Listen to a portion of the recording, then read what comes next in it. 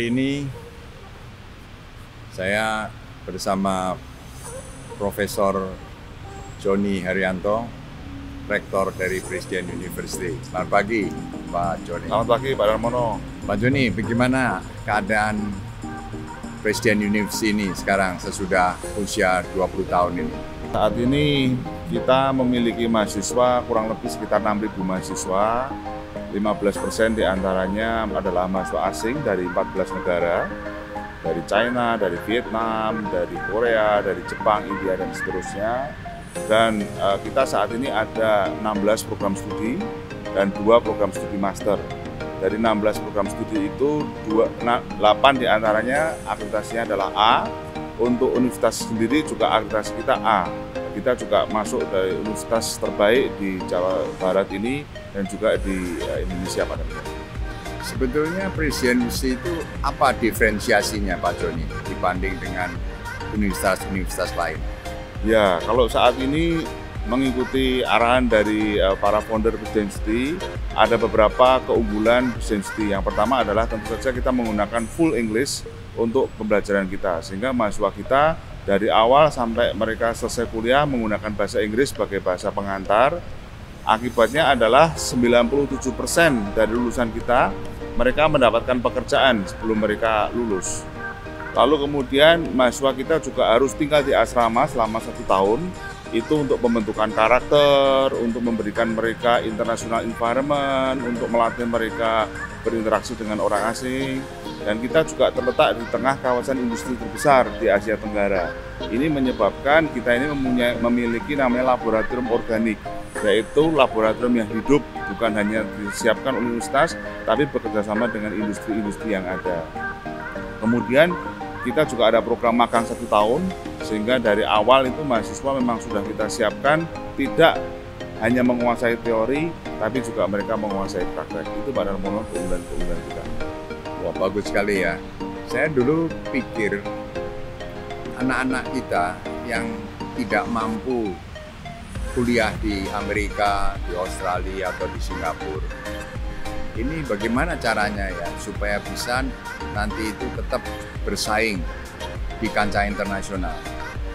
Karena kalau anak-anak yang tidak mampu itu tidak bisa menikmati kuliah seperti anak-anak orang kaya dan orang kuasa.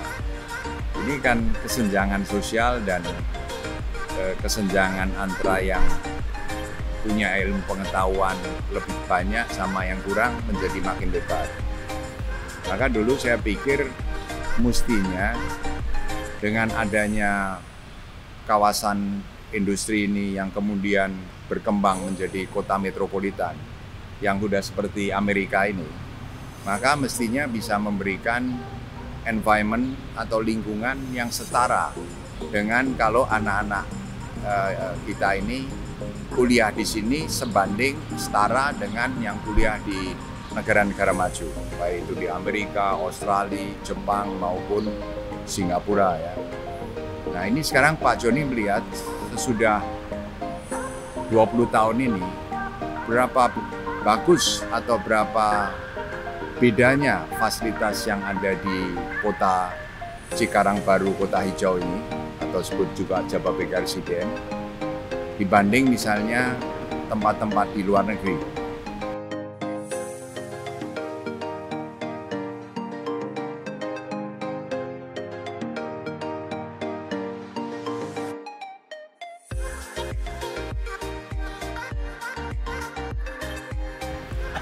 Ya, Pak Darmono. Jadi kalau saya lihat sebetulnya Cikarang ini adalah kota baru, karena kalau dilihat dari usia kan masih relatif muda dibandingkan kota-kota yang lain. Tapi sebetulnya disinilah semua fasilitas ada. Ini menurut saya adalah lokasi yang paling ideal untuk mahasiswa belajar dan mempersiapkan diri untuk masa depan yang lebih baik. Di sini ada pabrik-pabrik, di sini ada residensial, semua fasilitas di sini ada. Presiden University salah satu dari, hanya mungkin kurang dari hitungan jari ini, universitas yang memiliki lapangan golf sendiri.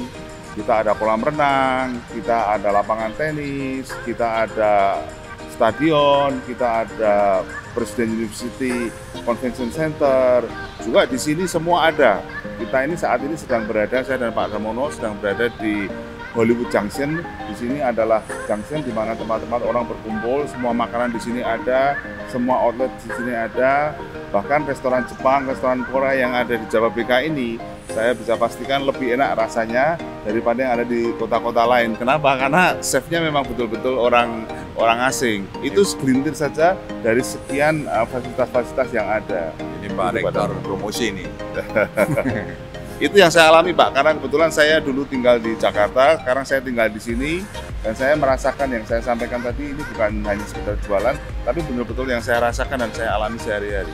Ya, sebetulnya kalau saya pikir ya, kalau Jakarta itu San Francisco, ini kan seperti San Jose yang di Silicon Valley, di mana Silicon Valley itu didukung oleh Stanford University.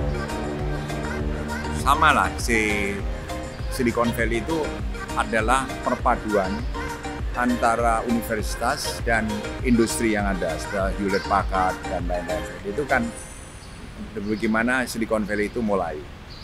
Sehingga timbul satu environment di mana anak-anak yang kuliah ini, mahasiswa-mahasiswi ini, itu mempunyai hubungan yang erat dengan para manajer-manajer, teknisi-teknisi, direksi dari pabrik-pabrik multinasional yang ada di sini. Nah, tempat ini adalah tempat pertemuan antara para pengusaha, para profesional, berserta dengan para mahasiswa-mahasiswi kita. Nah, di situ timbullah kemudian ide-ide inovasi. Timbulnya kemudian YouTube, Facebook, dan selain-lain itu kan datangnya dari networking ini. Para pengusaha tentu harus terus berpikir mencari produk-produk baru. Nah, produk-produk baru itu research-nya kan mahal dan ada keterbatasan di mana kemampuan otak satu manusia untuk terus berinovasi juga terbatas. Tapi kalau ada ribuan mahasiswa pandai-pandai dari seluruh Indonesia, bahkan dari luar negeri yang Pak Joni katakan, inilah the meeting place untuk para pengusaha, para researchers, teknisi profesional bertemu dengan anak-anak muda yang sangat semangat, agresif untuk maju. Dengan demikian maka Indonesia di masa depan itu kita bisa bersaing secara agresif di kancah internasional. Karena yang membuat negara maju itu adalah inovasi. Dengan inovasi yang terus-menerus dengan memproduksi produk-produk baru dengan nilai tambah yang tinggi, maka tentunya presidensi yang berlokasi di kawasan ini sebenarnya kawasan metropolitan udah ya, seluas 5.600 hektar ini mungkin tidak ada bandingnya di dunia. Karena Stanford sendiri itu luasnya hanya sepertiga Presiden University di dalam kawasan ini ya. Jadi inilah kesempatan Pak Joni mungkin bagaimana presidensi itu harus aktif networking dengan BPPT, dengan LIPI, dengan universitas semua di Indonesia yang mempunyai fasilitas research.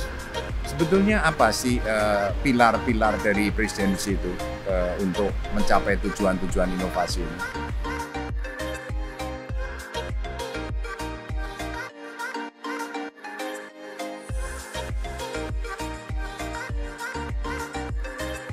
Ya, di presidensi sendiri seperti yang Pak Damono ketahui, kami memiliki namanya Presiden Research Center. Presiden Research Center ini sebetulnya adalah mewadahi riset-riset dari dosen-dosen dan dari staf-staf kami supaya risetnya ini laku jual, hilirisasi riset. Karena biasanya dosen-dosen ini seringkali terjebak, mereka melakukan riset hanya untuk kepentingan diri sendiri atau hanya sesuai dengan selera mereka. Akibatnya riset ini menjadi sangat mahal dan riset ini susah diterapkan dalam kehidupan sehari-hari. Nah, Presiden Research Center ini sebetulnya menjembatani supaya dosen-dosen ini dan para juga mahasiswa, teknisi kita itu melakukan riset ini laku jual, layak dijual dan bermanfaat bagi kehidupan sehari-hari. Nah, ini yang sedang kita garapkan. Kemudian kita juga bekerja sama pada fasilitas yang terakhir dengan Jababeka, kami mengembangkan Fab Lab yang lokasinya tidak jauh dari sini. Fab Lab ini adalah semacam embrio untuk Silicon Valley-nya Indonesia. Fab Lab itu singkatan apa? Fab Lab itu bukan singkatan, Pak. Itu adalah satu terminologi yang digunakan untuk menjelaskan bagaimana laboratorium ini dipakai untuk menghasilkan sesuatu produk yang langsung bisa dipakai. Itu. Nah, jadi melalui Fab Lab ini diharapkan orang-orang kreatif dari seluruh Indonesia, bahkan dari luar negeri, akan tinggal di Jababeka karena kami sudah siapkan fasilitasnya. Mereka bisa menggunakan dengan biaya yang sangat murah, bahkan bisa dengan gratis untuk menghasilkan produk-produk inovasi. Nah, dan Pak, sekarang itu sudah kalau jalan. dilihat itu Pak, logo dari Presidensi itu kan 3 daun ya. Itu katanya menunjukkan 3 pilar. Itu apa ya Pak Rektor? Ya, jadi yang pilar pertama adalah ICT, Information and Communication Technology. Karena disitulah IT ini menjadi peran sekali. Kita lihat sekarang dalam kehidupan sehari-hari kita nggak bisa lepas dari IT. IT Presidensi salah satu yang terbaik. Ini kalau dilihat dari angka akreditasi, juga minat dari mahasiswa tinggi sekali untuk masuk IT.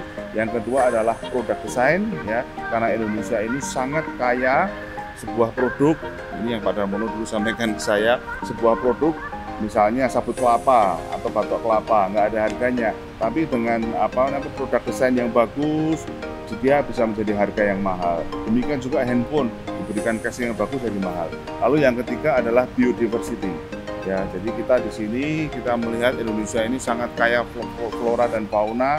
Nah, 3 ini yang menjadi pilar kita yang akan kita kembangkan. Tapi sebetulnya 3 pilar ini juga bisa bicara dengan 3 pilarnya Dikti itu Pak Darmono, yaitu penelitian, kemudian pengajaran dan pengabdian masyarakat. Bagaimana pengajaran itu tidak hanya memindahkan dari textbook ke PowerPoint, tapi benar-benar berdasarkan penelitian dan hasilnya bisa kita aplikasikan langsung. Dan sebetulnya menurut saya di sini inilah lokasi yang paling ideal untuk kita mengabdi melalui apa ya tadi Pak, melalui kerjasama dengan pabrik-pabrik, melalui kerjasama dengan masyarakat yang ada di sini. Ya, jadi saya selalu percaya ya Pak Joni bahwa mahasiswa itu kalau belajar teori saja, itu saya diajarin ilmu berenang, teori, sampai PhD, tapi tidak pernah berenang.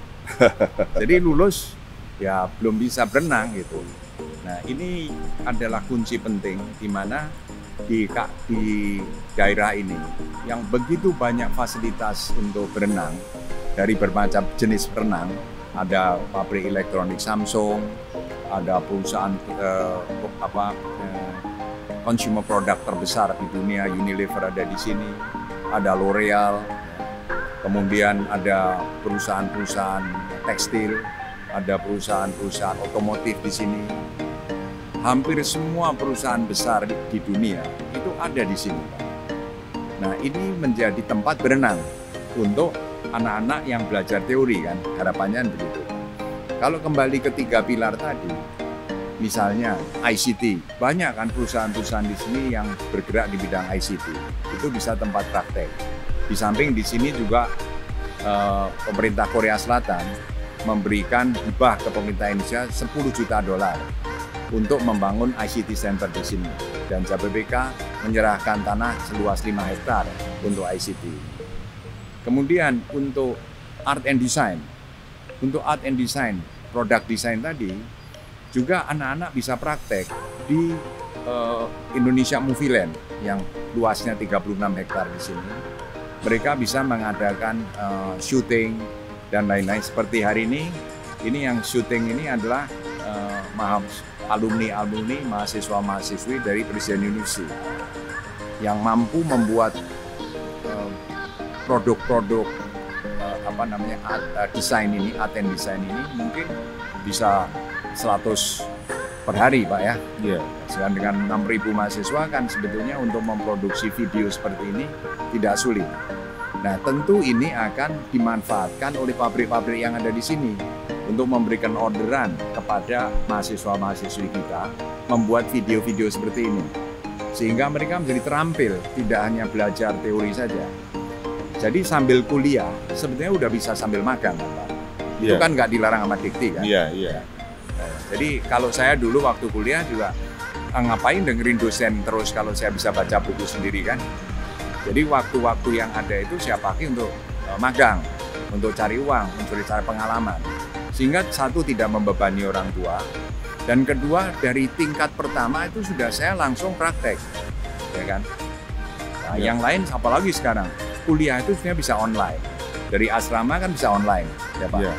Jadi datang kampus itu ya kalau itu buat nanya dosen, ketemu teman-teman, tukar pikiran, ya kan, membuat case study bersama, membuat proyek bersama, sehingga waktu lulus dari presidensi itu mestinya sudah memiliki keterampilan yang bermacam-macam, multidisiplin, dan juga ilmu pengetahuan karena online-nya juga jalan terus. Nah, itulah disebut lulus ini knowledgeable dan skillful. Jadi udah mestinya nggak boleh minta uang dari orang tua lagi kan. Ya Pak Darmono dulu pernah menyampaikan ada istilah hands full on the mind, itu apa Pak? Mungkin bisa di-share ke... Ya, jadi sebetulnya kalau kita ini belajarnya terus teori, itu ada ceritanya mengatakan bahwa orang yang belajar itu menguasai the art of killing dragon. Ya. Oh, apa itu Pak Darmono? Nah, jadi master atau sarjana dalam membunuh naga. Naga kan nggak ada ya. Tapi ya itu PhD apa itu kan naga kan. Jadi kedengarannya keren, menggetarkan. Pak Profesor Dr. Joni Haryanto kan keren kan ini kan. Ya kan? Tapi kalau ditanya Pak Joni udah pernah bikin pabrik, ya kan?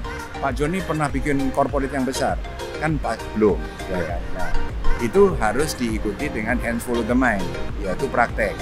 Maka saya sering katakan Pak Rektor ini sekali-kali cobalah jadi direkturnya perusahaan apa gitu Pak ya.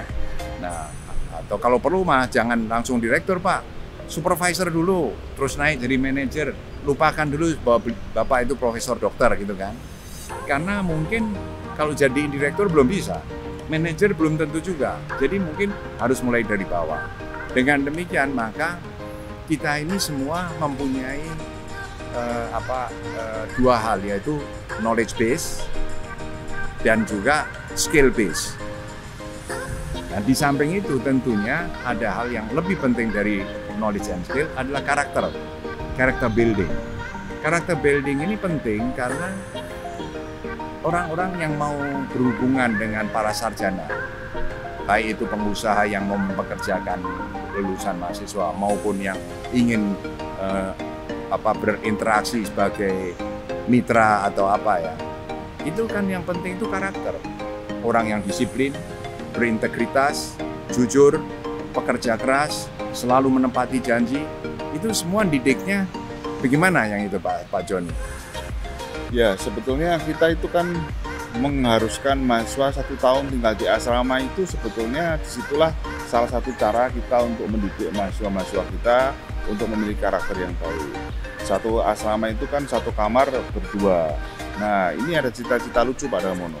Biasanya orang satu kamar berdua, yang satu kalau tidur biasanya lampu harus nyala, yang satu kalau tidur lampu harus mati. Nah, ketika mereka keluar dari rumah mereka masing-masing, sekarang mereka harus negosiasi kan, harus komunikasi. Nah, di situ sebetulnya dari hal yang sepele pun kita bisa tahu bahwa komunikasi terjalin. Nah, dan kemudian juga karena mereka satu kamar gitu ya, akhirnya terjadilah hubungan yang melebihi saudara.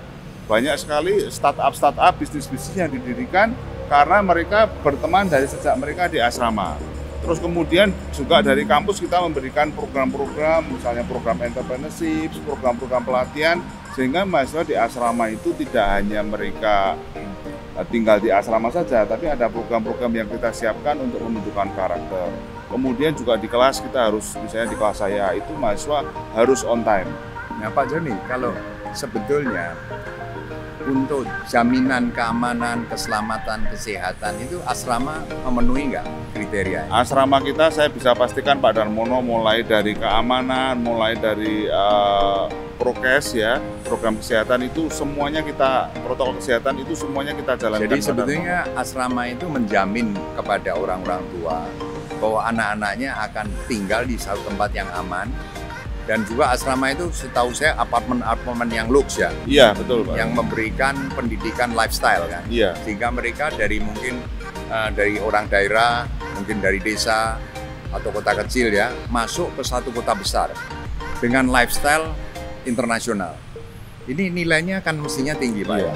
Sebab gaji itu bedanya banyak. Kalau bilang yang satu nih datang dari kota kecil, yang satu dari kota besar kan. Gitu. Nah ini mungkin salah satu hal asrama Pak ya. Tapi juga yang saya ingin tahu Pak Joni, mana yang nilai lebih besar dalam pembangunan karakter itu dengan magang atau asrama? Sebab kalau di magang, mau nggak mau dia harus mengikuti peraturan perusahaan ya.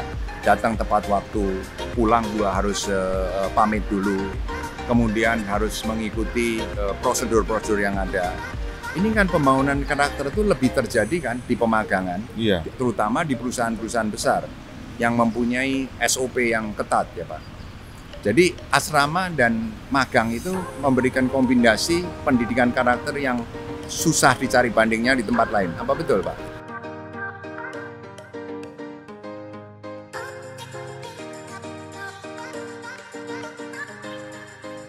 Iya, jadi kita kan sejak dari awal Presiden Studi berdiri ini sudah ada program magang 1 tahun.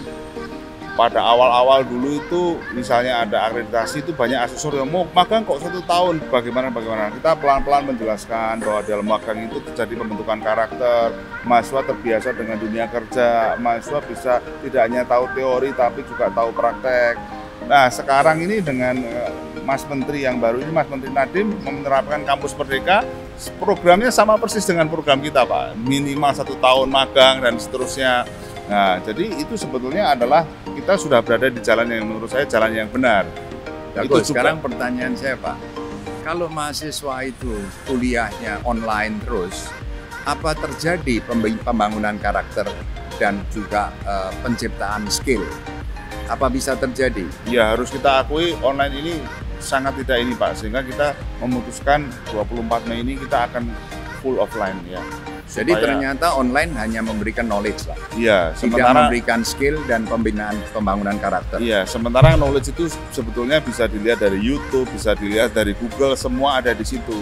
Tapi sebetulnya tadi ya, hands full on the mind ini menurut saya yang harus diajarkan dan itu yang tidak ada di internet. Oke, terima kasih Pak Joni. Ya, makasih Pak Darmono.